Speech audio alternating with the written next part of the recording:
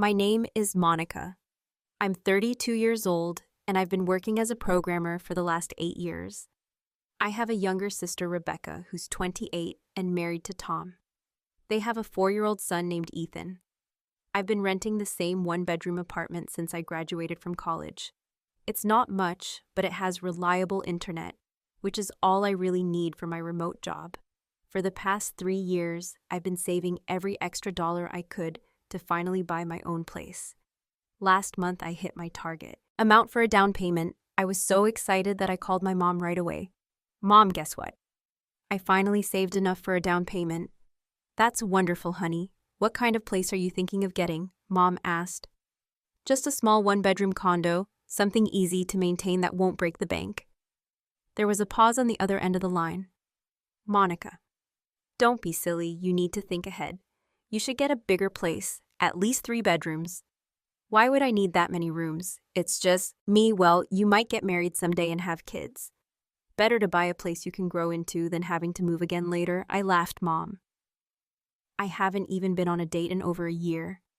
Marriage and kids aren't exactly on my immediate horizon. That's because you work too much. Maybe if you had a nice home, you'd entertain more. Meet someone, I sighed. Knowing this conversation was heading nowhere good. My mother had been dropping hints about my single status for years. Now I hired a realtor, named Dave, the next day. He showed me several nice one-bedroom condos that would have been perfect. But every time I found something I liked, Mom had an objection: too small. The kitchen is outdated, that neighborhood doesn't have good schools. 2 months into my house hunt, my mom started coming with me to viewings. I shouldn't have let her, but it seemed easier than dealing with her complaints. Afterward, Dave started showing us bigger places. 3 and 4 bedroom houses, way more than I needed or wanted. But Mom kept saying things like, this would make a perfect nursery, or imagine having your in-laws stay in this guest room. One day, Dave showed us a beautiful 4-bedroom house with a big backyard. It was way over my original budget, but thanks to my aggressive saving, I could technically afford the down payment. I ran the numbers that night, and the monthly mortgage payments would be tight, but doable if I cut back on other expenses. Mom was thrilled when I told her I was considering it. That's my smart girl, you won't regret this, honey. That house has everything you need. I wasn't convinced, but I was tired of looking, and maybe Mom was right. Maybe I was being too cautious, too narrow in my thinking. What if I did meet someone? What if I did start a family? Wouldn't I be glad then that I had the space? I scheduled a second viewing of the house and was almost ready to make an offer. Before doing that, I decided to stop by my parents' house to tell them the news in person. It was Sunday afternoon when I drove over. I still had a key to their place. The same house where I grew up, a modest 3-bedroom in an older neighborhood. I let myself in, calling out as I entered. No one answered, but I could hear voices coming from the kitchen. As I walked down the hallway, I realized they were on speakerphone with Rebecca. I was about to announce myself when I heard my name. Monica has no idea. My mom was saying, her voice smug. We've got her convinced to buy that big 4-bedroom house, and then your father and I will move in with her, and you're sure she'll be okay with that? Rebecca asked. Of course she will. What's she going to do with all those empty rooms? She's an old maid. She'll never get married. This way she won't be alone, and we can give you and Tom our house. I froze in the hallway, unable to believe what I was hearing. It's the perfect setup, Dad chimed in. We won't have to pay rent or utilities anymore. Monica makes good money. She can cover everything, and we'll have extra to send your way too, Beck. So Monica doesn't suspect anything, my sister asked. Mom laughed. Not a thing. She always does what we tell her. Whatever house we want her to buy, she'll buy it. I've got her completely under control. I felt sick. My own family was planning to use me like this to trick me into buying a house so they could move in and mooch off me forever. I backed away quietly, then went to the front door and slammed it loudly. Hello, anybody home? I called out, pretending I had just arrived.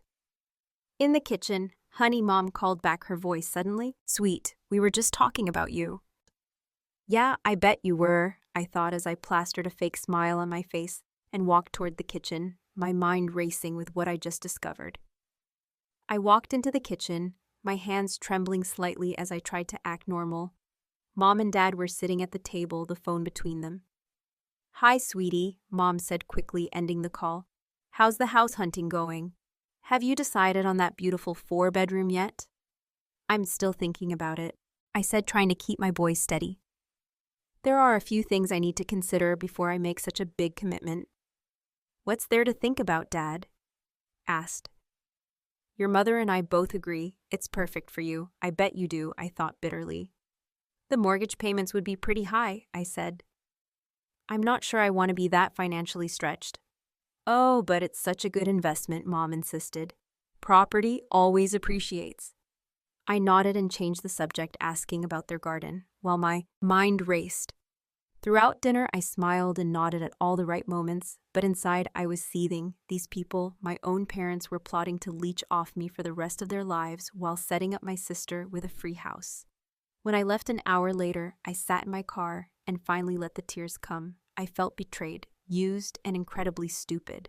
How had I not seen this coming? The signs had been there. Mom pushing for the bigger house, their sudden interest in my finances, the constant calls asking about my progress with the realtor.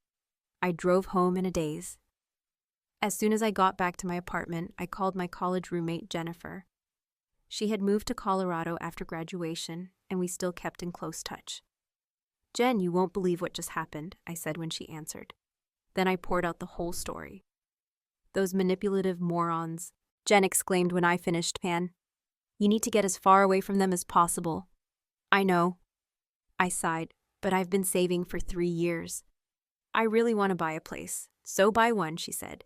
"Just not where they expect you to buy a place here in Boulder. It's beautiful. There are tons of tech jobs, and best of all, it's $500 from your toxic family." I laughed, thinking she was joking, but then she continued. "I'm serious, man. My real estate agent, Kim, is amazing. I could ask her to send you some listings. You could do virtual tours. I'd check out any places you were interested in." The more I thought about it, the more I liked the idea. A clean break, a fresh start. You know what? Let's do it. Have Kim send me some options. The next day, Kim emailed me a dozen listings for small houses and condos in Boulder. I was pleasantly surprised by how much more affordable they were compared to where I currently lived. I could get a cute 2-bedroom house there for less than a 1-bedroom condo here. I told Jen on the phone that night. "And Boulder has the fastest municipal internet in the country," she added. "Perfect for your remote work." Mom called while Jen and I were talking. I ignored it, but she called back immediately. "Hurry, I need to take this." I told Jen. "It's my mom." "Put her on speaker," Jen whispered. "I want to hear this." I answered the call. "Hi, Mom Monica, why haven't you made an offer on that house yet?" The realtor called and said, "Another couple is interested. There's a delay with some paperwork." I lied. "The seller is having issues with the title." "Well, tell your realtor to hurry things along. You don't want to lose this opportunity. I'll see what I can do," I said, rolling my eyes at Jen. "Your father and I were talking, and we think we might help you with some of the furnishings for the new place. We have that nice guest bedrooms that we never use." I bit my tongue now, seeing through their generosity. "That's kind of you, Mom. I'll let you know." After I hung up, Jen was shaking her head. "Wow, they're not even subtle about it, I know." And the worst part is, I almost fell for it. Over the next few weeks, Kim showed me more houses virtually. When I found a charming 2-bedroom cottage with a small yard and a dedicated office space, Jen went to see it in person. "Man, this place is perfect for you," she reported back. "It's on a quiet street. The neighbors seem nice, and the internet speed is amazing." I made an offer that day. It was accepted within hours. Meanwhile, Mom kept calling, asking about my house. The one they had picked out for me, I kept making excuses about delays and paperwork issues. The seller is having second thoughts. I told her one day it might fall through. That can't happen. Mom sounded panicked. "Your father and I were just talking about how excited we are for you to have your own place." "Yeah, I bet you were. I thought I signed the final paperwork for my Boulder house remotely, with Kim handling the closing details.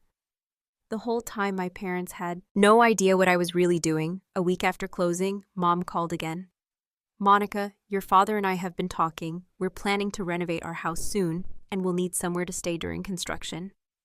Here it comes, I thought. We were thinking we could stay with you in your new house when you buy it just temporarily. Of course, I echoed, gritting my teeth.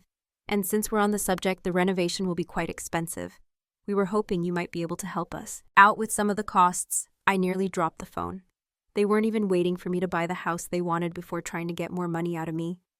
I'll think about it, I said non-committally. That's my good girl. Mom said, her voice sickeningly sweet. We knew we could count on you.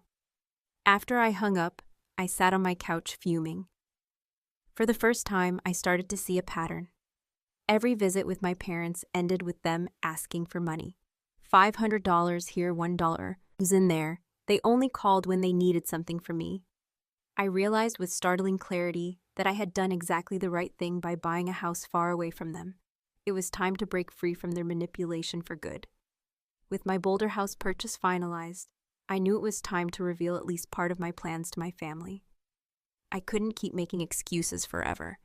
And honestly, I was tired of the deception, even if they deserved it. I called my mother and told her I had news about the house situation. I've made a decision, Mom. I bought a house. You what? She practically screamed into the phone. The 4-bedroom. Why didn't you tell us first? We would have helped with the paperwork. I'm sure you would have, I thought bitterly. I'd like to tell everyone at once, I said. Can we have dinner at your place this Friday? I'll share all the details then. Of course I'll make your favorite lasagna, and I'll invite Rebecca and Tom too. They'll be so excited, I bet they will. I thought. That Friday, I arrived at my parents' house with butterflies in my stomach. This confrontation was necessary, but I was dreading it. As I pulled into the driveway, I noticed Rebecca's car was already there. Mom greeted me at the door with a hug. There's my homeowner. I'm so proud of you, honey. Dad patted me on the back as I entered. Let me get you a drink. This calls for celebration. In the living room, Rebecca sat on the couch with Tom. She gave me a tight smile. Congrats on the house, sis, she said, not quite meeting my eyes. Dinner was awkward. Everyone kept dropping hints about my new house, but no one directly asked me for details. They clearly thought they already knew everything. After we finished eating, Mom cleared her throat. Monica is not the only one with news, she announced. Your father and I have some exciting updates too. Here we go. I thought we've decided to give our house to Rebecca and Tom, Mom declared proudly. We've already signed the transfer papers, Rebecca beamed while Tom looked uncomfortable. My parents turned to me expectantly. That's quite generous, I managed. Well, they need the space with little Ethan. And of course you'll be moving into your new house soon, Dad said. Speaking of which, when can we come see it actually? I said. Taking a deep breath, I have my own announcement. Everyone looked at me. I did buy a house, but not the one you think. Confused silence fell around the table. What do you mean? Mom asked, her voice suddenly sharp. I bought a 2-bedroom house. It's exactly what I wanted. Small, manageable, and with a perfect space for my home office. But we thought, Dad began. I know what you thought, I cut in, my voice hardening. I heard you, Mom and Dad. That day when I came over a few months ago, I heard your conversation with Rebecca on the speakerphone. The color drained from my mother's face. What conversation? The one where you called me an old maid and said I'd never get married. The one where you laid out your plan to move into my house and live off me while giving your house to Rebecca. The one where you said you had me completely under control. Rebecca shifted uncomfortably while Tom's eyebrows shot up in surprise. We never said, Dad started. Yes, you did. Every word, and there's more, I continued now, unable to stop. I know about your renovation plans. How you expected me to not only let you live in my house, but also pay for fixing up your old house before handing it over to Rebecca. Monica, you're exaggerating. Mom said, trying to regain control. We just thought it would be nice to help each other out. Family helps family. Except this wasn't mutual help, was it? This was you taking advantage of me, using me like a walking ATM while treating Rebecca like the only child who deserves anything. That's not fair, Rebecca interjected. Isn't it? Did you know about their plan to move in with me? Her eyes darted away, she knew. And here's the thing you all need to understand, I continued. You won't be moving in with me ever because the house I bought isn't even in this state. Dead silence followed my announcement. What? Mom finally whispered. I bought a house in Colorado. I'm moving next week, Colorado, Dad sputtered. But that's 500 miles away. Yes, it is, Mom started crying. Not quiet tears, but loud, dramatic sobs. How could you do this to us? We've already signed over the house to Rebecca. That was your choice, I said calmly. Just like this is mine.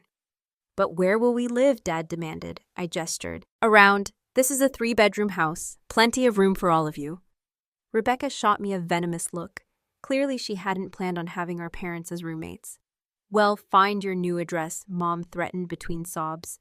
Well, come visit. No, you won't, because I won't tell you where I live. You can't cut us off like this, Dad shouted. I'm not cutting you off. I'm setting boundaries. Something I should have done years ago. I stood up from the table. I've been your personal bank for too long. Every visit ends with you asking for money. Every call has a hidden agenda. Not anymore. After everything we've done for you, Mom cried. What exactly have you done for me lately? Mom, besides try to manipulate me into supporting you for the rest of your lives. No one had an answer for that. I'm leaving now, I said, grabbing my purse. I hope someday we can have a healthier relationship, but that's up to you, Monica. Wait, Rebecca called as I headed for the door. I paused, looking back at her. You can't just leave like this. Mom and Dad need somewhere to live. They have somewhere right here with you. Enjoy your house, Beck. It comes with strings attached. The look of horror on my sister's face almost made me laugh. She'd been fine with our parents' scheme when she thought she was getting a free house out of it. Now that she was stuck with them as housemates, she suddenly saw the problem. What about holidays? Mom called after me. What about family? I'll send a card. I replied, closing the door behind me. As I drove away, I felt lighter than I had in years. The confrontation had been hard, but necessary. For too long, I'd been the family doormat, and it was time for that to end. When I got back to my apartment, I started packing with renewed energy. In 1 week, I'd be in my new house, in my new city, starting my new life. But even as I packed, the call started. First my parents, then Rebecca, then aunts and uncles and cousins. I barely spoke to. Everyone suddenly needed to check in and, coincidentally, get my new address. I blocked my parents' numbers after the 20th call in 2 days. The emails came next. Apologies. Mixed with guilt trips and demands to know where I was going, I ignored them all. Moving day arrived faster than I expected.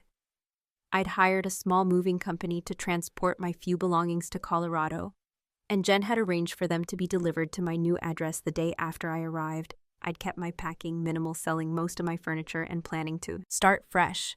As I did one final sweep of my apartment, my phone rang. Another unknown number, likely another relative trying to get information. I declined the call and switched my phone to airplane mode. I wasn't dealing with any more family drama today. The flight to Denver was peaceful. For the first time in weeks, I felt like I could breathe. Jen was waiting for me at the airport, beaming with excitement. Welcome to Colorado. She hugged me tightly. Are you ready to see your new home more than ready? I replied. The drive to Boulder was beautiful, with mountains visible in the distance.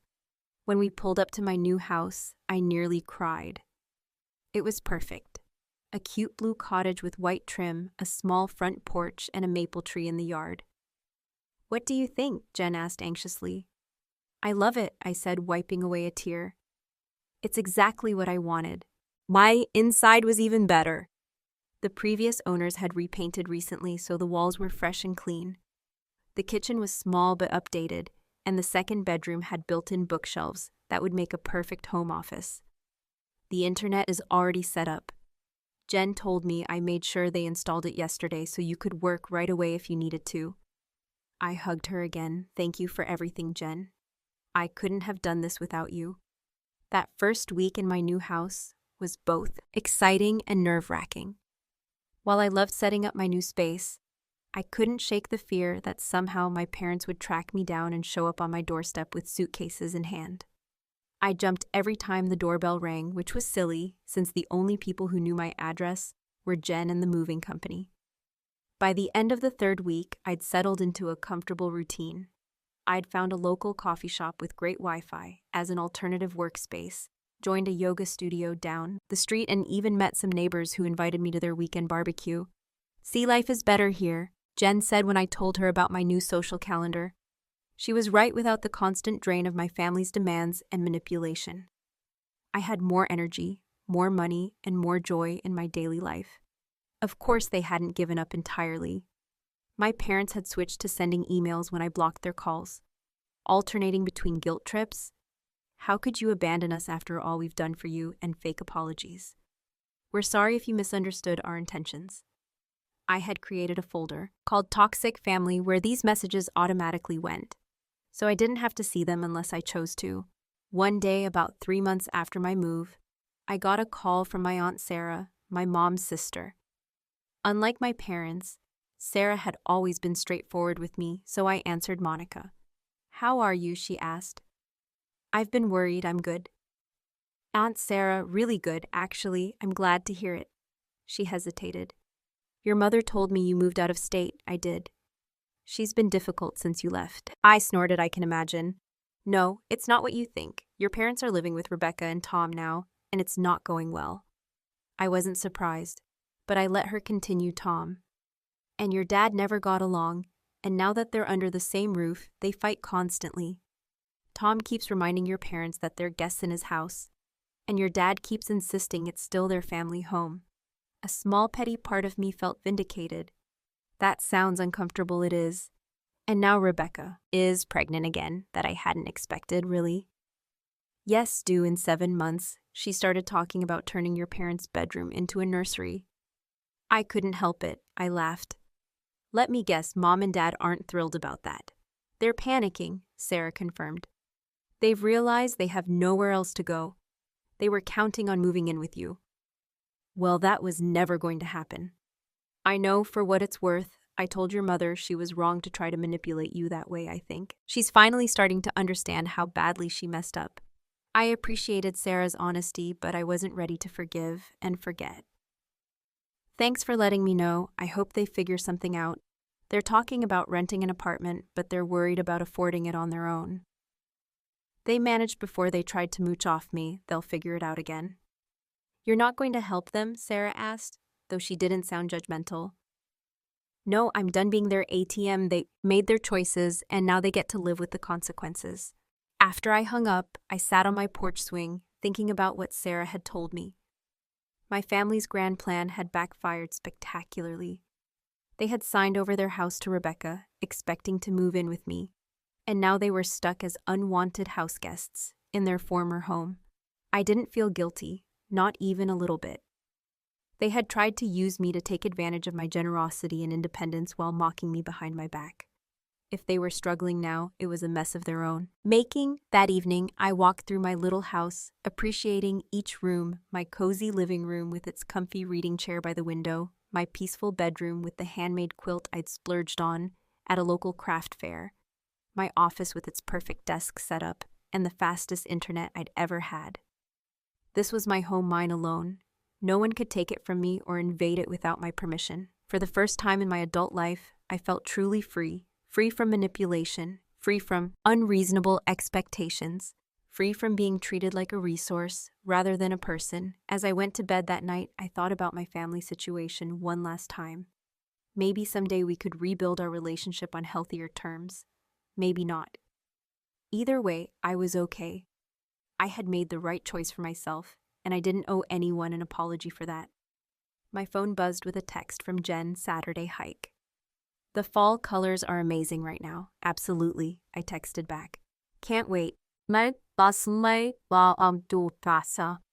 put my phone down and smiled. My new life was waiting for me, and it was already so much better than I could have imagined.